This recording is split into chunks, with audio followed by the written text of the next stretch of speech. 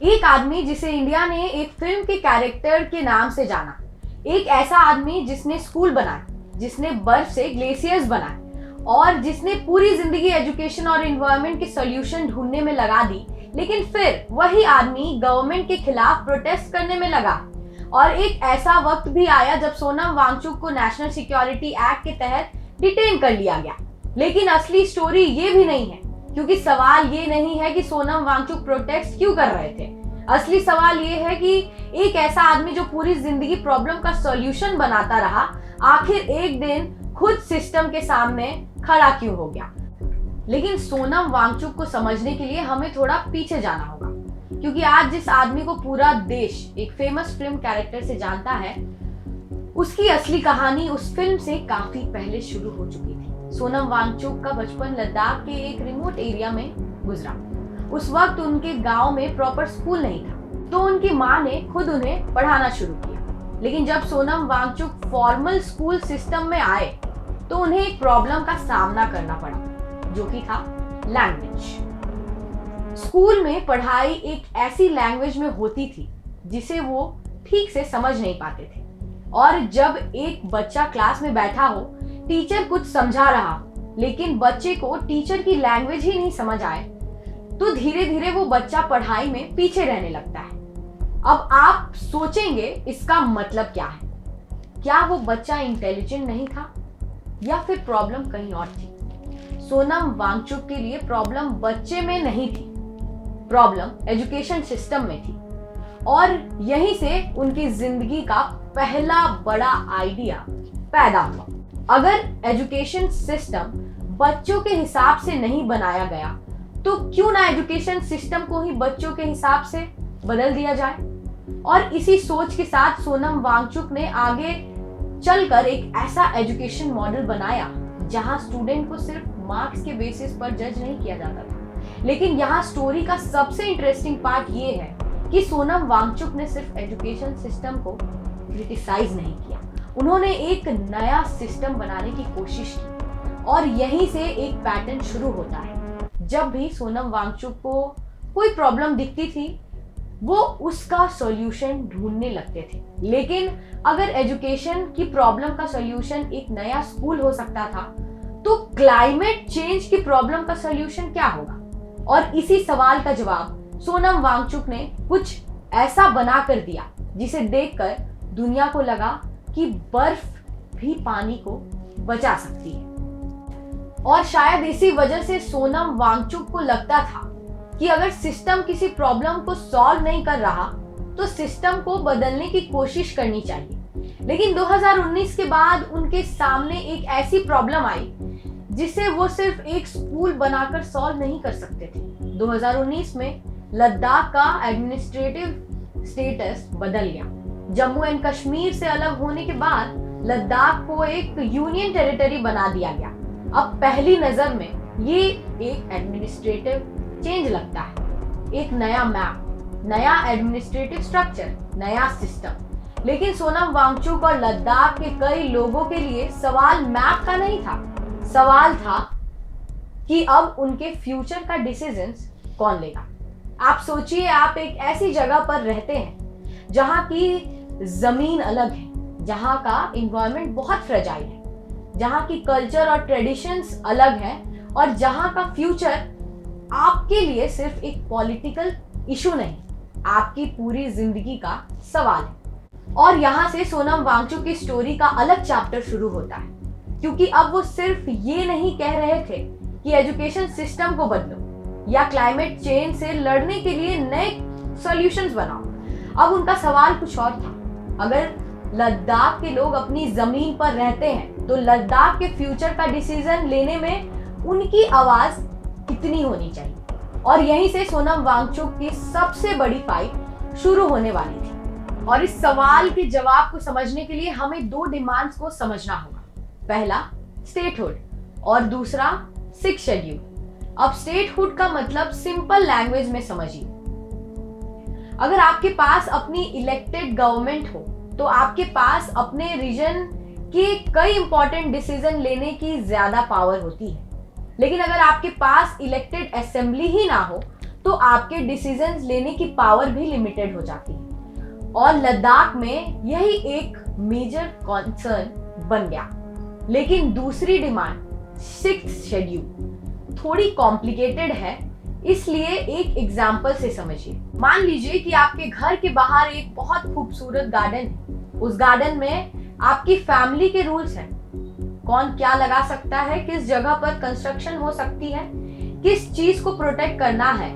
लेकिन एक दिन कोई बाहर से आकर कह दे, अब इस गार्डन में क्या होगा ये मैं डिसाइड करूंगा, आपको कैसा लगेगा? और अगर आपका गार्डन कोई नॉर्मल गार्डन नहीं बल्कि ऐसा फ्रेजाइल एनवायरनमेंट हो जहां एक गलत कंस्ट्रक्शन पूरी इकोसिस्टम को डैमेज कर सकती हो, तो फिर सवाल और बड़े हो सकते हैं। लद्दाख के एक्टिविस्ट का आर्ग्यूमेंट था कि उनके रीजन के लैंड, कल्चर, एनवायरनमेंट और रिसोर्सेज को प्रोटेक्ट करने के लिए उन्हें स्ट्रॉन्गर कॉन्स्टिट्यूशनल सेफगार्ड्स चाहिए और इसीलिए 6th शेड्यूल की डिमांड इंपॉर्टेंट बन गई। लेकिन यहाँ एक और साइड भी है। लद्दाख एक सेंसिटिव बॉर्डर रीजन है, चाइना और पाकिस्तान के बॉर्डर्स के पास। इसलिए गवर्नमेंट का कंसर्न ये है कि नेशनल सिक्योरिटी और स्ट्रैटेजिक डेवलपमेंट के डिसीजन को ऐसे सेफगार्ड से अफेक्ट नहीं होना चाहिए। और अब आप समझ सकते हैं कि प्रॉब्लम इतनी सिंपल क्यों नहीं है। एक साइड कह रही है हमारे फ्यूचर के डिसीजंस में लोकल पीपल की आवाज होनी चाहिए, दूसरी साइड का कंसर्न है नेशनल सिक्योरिटी और डेवलपमेंट को भी इग्नोर नहीं किया जा सकता। और इसी डिबेट के बीच सोनम वांगचुक खड़े थे। लेकिन अब सबसे बड़ा सवाल ये था, अगर गवर्नमेंट और लद्दाख के रिप्रेजेंटेटिव्स के बीच बातचीत चल रही थी तो फिर सोनम वांगचुक को प्रोटेस्ट करने की जरूरत क्यों पड़ी? और यहीं से स्टोरी का सबसे ड्रामेटिक चैप्टर शुरू होता है। और यहाँ से सोनम वांगचुक की स्टोरी का सबसे इंपॉर्टेंट टर्निंग पॉइंट आता है, क्योंकि डिमांड्स होना एक बात है और उन डिमांड्स के लिए अपनी जान रिस्क में डाल देना बिल्कुल अलग बात है। 2025 तक सेंटर और लद्दाख के रिप्रेजेंटेटिव्स के बीच बातचीत चल रही थी। गवर्नमेंट का कहना था कि बातचीत के थ्रू कुछ इंपॉर्टेंट स्टेप्स ऑलरेडी लिए गए हैं, लेकिन सोनम वांगचुक और उनके सपोर्टर्स का कहना था कि मेन डिमांड्स अभी पूरी नहीं हुई है। और यहीं पर एक डायलॉग धीरे धीरे डेडलॉक में बदलने लगा। अब सोचिए, आप कई सालों से एक ही डिमांड कर रहे हैं, आपके रिप्रेजेंटेटिव्स गवर्नमेंट से बात कर रहे हैं, मीटिंग्स हो रही है, डिस्कशंस हो रहे हैं, लेकिन हर मीटिंग्स के बाद आपको लग रहा है कि असली सवाल अभी भी वही की वही है। तो फिर आप क्या करेंगे? सोनम वांगचुक ने हंगर स्ट्राइक चूज की।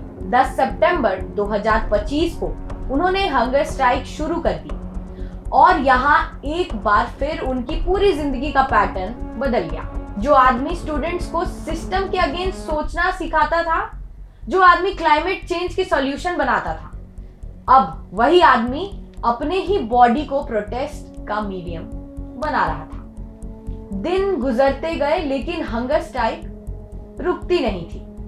उनकी हेल्थ डेटेरॉइट होने लगी और प्रोटेस्ट धीरे धीरे एक नेशनल इशू बनने लगा। लेकिन यहीं पर स्टोरी में एक ऐसा टर्न आया जिसने पूरी सिचुएशन को कंप्लीटली चेंज कर दिया। 24 सितंबर 2025 को लेह में प्रोटेस्ट के दौरान वायलेंस भड़क गया। गवर्नमेंट के अकॉर्डिंग प्रोटेस्ट के दौरान दिए गए कुछ स्टेटमेंट्स ने क्राउड को प्रोवोक किया और वायलेंस के बाद सोनम वांगचुक पर भी रिस्पॉन्सिबिलिटी का सवाल उठा लिया। लेकिन उनके सपोर्टर्स ने इस बात को रिजेक्ट किया। उनका कहना था कि एक पीसफुल मूवमेंट को वायलेंस के लिए रिस्पॉन्सिबल बनाना सही नहीं था। अब सच क्या था, इस पर दोनों साइड्स की अपनी अपनी स्टोरी थी, लेकिन रिजल्ट बहुत क्लियर था। 26 सितंबर 2025 को सोनम वांगचुक को नेशनल सिक्योरिटी एक्ट के तहत डिटेन कर लिया गया और यही एक अजीब कॉन्ट्रडिक्शन सामने आता है। जिस आदमी को कुछ साल पहले एजुकेशन और इनोवेशन के लिए पूरा देश जानता था, अब वही आदमी नेशनल सिक्योरिटी एक्ट के तहत डिटेंशन में था। लेकिन अगर आपको लगता है कि डिटेंशन के साथ स्टोरी खत्म हो गई तो रुक जाइए, क्योंकि अब सवाल ये था, क्या सोनम वांगचुक को रिलीज किया जाएगा और अगर किया जाएगा तो क्या उनकी डिमांड्स भी खत्म हो जाएगी या फिर डिटेंशन के बाद ये स्टोरी और भी बड़ी होने वाली थी। लेकिन यहाँ एक बात समझना बहुत जरूरी है। अब तक आपको लग रहा होगा कि ये स्टोरी सोनम वांगचुक और सरकार के बीच की फाइट है। एक तरफ सोनम वांगचुक की डिमांड्स, उनकी प्रोटेस्ट, और दूसरी तरफ सरकार, उसका अपना विजन, उसकी अपनी कंसर्न्स। लेकिन असली स्टोरी शायद ये भी नहीं है, क्योंकि सोनम वांगचुक की जर्नी को अगर आप ध्यान से देखें तो एक पैटर्न बार बार रिपीट होता है। जब उन्हें लगा कि एजुकेशन सिस्टम स्टूडेंट्स को समझ नहीं आ रहा, तो उन्होंने एक नया एजुकेशन मॉडल बनाया। जब उन्हें लगा कि क्लाइमेट चेंज फार्मर्स के फ्यूचर को अफेक्ट कर रहा है, तो उन्होंने नए सॉल्यूशंस बनाए। और जब उन्हें लगा कि किसी रीजन के फ्यूचर से जुड़े डिसीजंस में लोकल लोगों की आवाज कम हो रही है, तो इस बार उन्होंने सिस्टम से सवाल पूछा। और शायद यही सोनम वांगचुक की स्टोरी का सबसे इम्पोर्टेंट पार्ट है, क्योंकि वो हर बार किसी एक प्रॉब्लम के अगेंस्ट खड़े नहीं होते। वो एक बेसिक सवाल पूछते हैं, अगर सिस्टम किसी प्रॉब्लम को सॉल्व नहीं कर रहा, तो क्या सिस्टम को चैलेंज करना गलत है? या फिर क्या किसी भी सिस्टम को चैलेंज करने की भी एक लिमिट होनी चाहिए? और यहीं पर सोनम वांगचुक की स्टोरी एक इंडिविजुअल स्टोरी से बाहर निकल जाती है, क्योंकि अब सवाल सिर्फ ये नहीं है कि सोनम वांगचुक सही है या गलत। असली सवाल ये है कि डेवलपमेंट्स के नाम पर डिसीजंस कौन लेगा? इन्वायरमेंट को प्रोटेक्ट करने की रिस्पॉन्सिबिलिटी किसकी होगी? नेशनल सिक्योरिटी और लोकल डेमोक्रेसी के बीच बैलेंस कैसे बनेगा? और सबसे इम्पोर्टेंट, जिस जमीन पर लोग पीढ़ियों से रह रहे हैं, उस जमीन का फ्यूचर का डिसीजंस लेने में उनकी आवाज कितनी होनी चाहिए? लेकिन यहाँ स्टोरी का सबसे बड़ा रिस्क अभी बाकी है, क्योंकि अगर ये डिमांड सॉल्व नहीं होती, अगर डायलॉग बार बार डेडलॉक में बदल रहा, और अगर प्रोटेस्ट और गवर्नमेंट एक्शन का साइकिल फिर रिपीट हुआ, तो अगला सवाल ये होगा, क्या सोनम वांगचुक की स्टोरी सिर्फ एक प्रोटेस्ट की स्टोरी रह जाएगी, या फिर ये पूरे रीजन के फ्यूचर का टर्निंग पॉइंट बन जाएगी? और अगर आपको लगता है कि ये सब सिर्फ एक प्रोटेस्ट तक लिमिटेड है, तो शायद आप इस स्टोरी के सबसे इंपॉर्टेंट पार्ट को मिस कर रहे हैं। क्योंकि सोनम वांगचुक की स्टोरी का फ्यूचर सिर्फ सोनम वांगचुक के फ्यूचर पर डिपेंड नहीं करता। अगर स्टेटहुड और कॉन्स्टिट्यूशनल सेफगार्ड्स की डिमांड का सॉल्यूशन नहीं निकलता, तो क्या होगा? क्या प्रोटेस्ट और बढ़ेंगे, या गवर्नमेंट और एक्टिविस्ट के बीच ट्रस्ट कम होगा, या फिर क्या दोनों साइड एक ऐसे सॉल्यूशन तक पहुंच जाएगी जहां डेवलपमेंट भी हो, नेशनल सिक्योरिटी भी प्रोटेक्ट हो, और लोकल लोगों की आवाज भी इग्नोर ना हो? लेकिन यहाँ एक और ट्विस्ट है। लद्दाख का एनवायरनमेंट बहुत फ्रेजाइल है। अगर डेवलपमेंट बिना प्लानिंग के होता है, तो रोड्स बनेगी, बिल्डिंग्स बनेगी, टूरिज्म बढ़ेगा, लेकिन एक ऐसा पॉइंट भी आ सकता है जहां डेवलपमेंट ही उस जगह की सबसे बड़ी प्रॉब्लम बन जाए। और अगर एनवायरनमेंट को प्रोटेक्ट करने के लिए स्ट्रिक्ट रूल्स बनाए जाते हैं, तो फिर लोकल इकोनॉमी और डेवलपमेंट का सवाल खड़ा होता है। यानी एक तरफ डेवलपमेंट, दूसरी तरफ एनवायरनमेंट, एक तरफ नेशनल सिक्योरिटी और फिर दूसरी तरफ लोकल ऑटोनॉमी। और इन सब के बीच खड़े हैं वो लोग जो इस जमीन पर रहते हैं। अब सोचिए, अगर इन सवालों का जवाब आज नहीं मिला, तो क्या होगा? क्या फ्यूचर में सोनम वांगचुक जैसे और लोग सिस्टम को चैलेंज करेंगे, या फिर आने वाले वक्त में ये पूरी डिबेट और ज्यादा पॉलिटिकल होती चली जाएगी? क्योंकि अब तक सोनम वांगचुक ने हर प्रॉब्लम का सलूशन ढूंढने की कोशिश की है, लेकिन इस बार प्रॉब्लम सिर्फ एक मशीन से सॉल्व नहीं होगी। इस बार सॉल्यूशन को डिसाइड करना होगा। गवर्नमेंट को, लोकल लोगों को, एक्टिविस्ट्स को और पूरे सिस्टम को मिलकर।